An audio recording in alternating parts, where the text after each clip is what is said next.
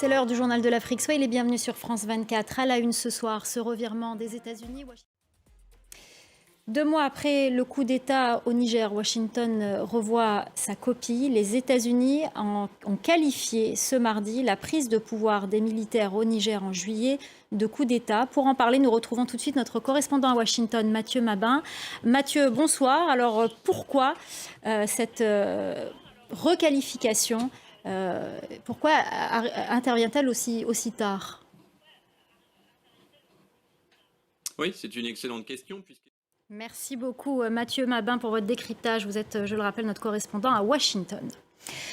On reste au Niger pour parler cette fois de la médiation algérienne. Alger a décidé de la suspendre et demande des clarifications aux nouvelles autorités nigériennes. Et puis ces images des troupes françaises qui quittent le Niger. Il s'agit du départ des premiers militaires français du pays. En bref, sachez également que les vols Air France à destination de Bamako au Mali reprendront ce 13 octobre. Ils avaient été suspendus le 7 août dernier à la suite du coup d'État au Niger et en raison de la situation géopolitique dans la région du Sahel.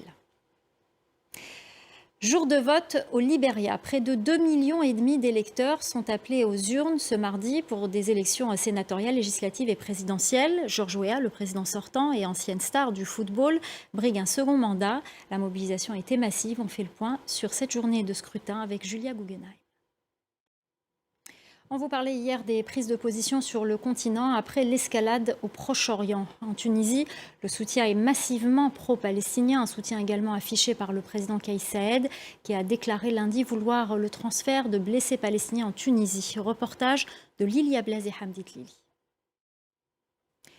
La protestation des avocats de l'ancien président mauritanien Mohamed Ould Abdelaziz. Ce mardi, ils ont fait savoir qu'ils s'étaient retirés de la dernière audience de son procès au motif que les droits de la défense n'étaient pas respectés.